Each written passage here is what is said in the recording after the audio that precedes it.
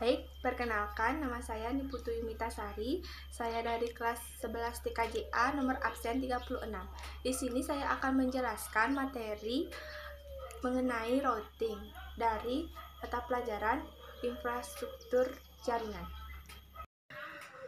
Routing adalah sebuah proses untuk meneruskan paket-paket jaringan dari satu jaringan ke jaringan lainnya melalui sebuah jaringan atau internet. Beberapa contoh item yang dapat di routing yaitu mail, telepon call, dan data. Router adalah perangkat keras yang dipakai untuk menghubungkan beberapa jaringan, baik itu jaringan yang sama ataupun jaringan yang berbeda. Router juga sebagai alat atau perangkat yang digunakan untuk melakukan routing, yaitu proses mengirimkan paket data melalui sebuah jaringan atau internet menuju tujuannya. Perbedaan dari routing dan router.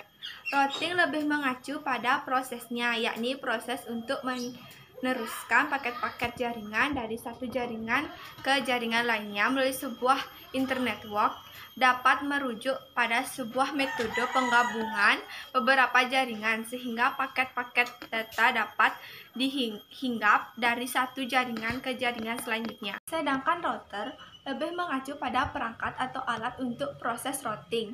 Router-router tersebut akan menerima paket-paket yang ditunjukkan ke jaringan di luar jaringan pertama dan akan meneruskan paket-paket yang ia terima kepada router lainnya hingga sampai kepada tujuannya. Jenis-jenis router. Yang pertama, router PC.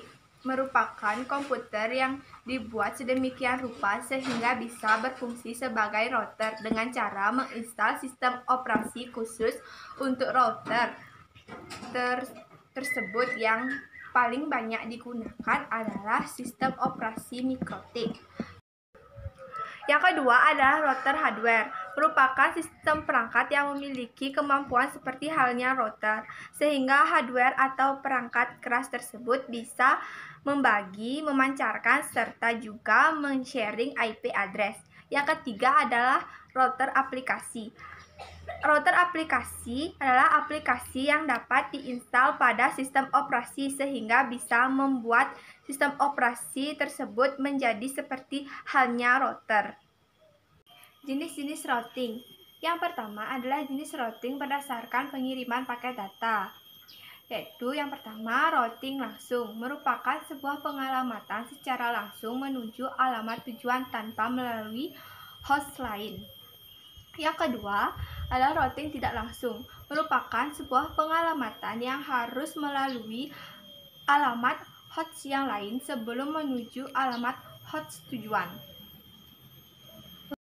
Yang kedua adalah jenis routing berdasarkan konfigurasi. Yang pertama, minimal routing, merupakan proses routing sederhana dan biasanya hanya pemakaian lokal saja. Yang kedua adalah static routing, dibangun pada jaringan yang memiliki banyak gateway. Jenis ini hanya memungkinkan untuk jaringan skala kecil dan stabil. Yang ketiga adalah dynamic routing, biasanya digunakan pada jaringan yang memiliki lebih dari satu rute. Dynamic routing memerlukan routing protokol untuk membuat tabel routing yang dapat memakan resource komputer. Sekian presentasi yang dapat saya sampaikan. Apabila ada kesalahan kata, saya mohon maaf. Sekian dari saya dan terima kasih.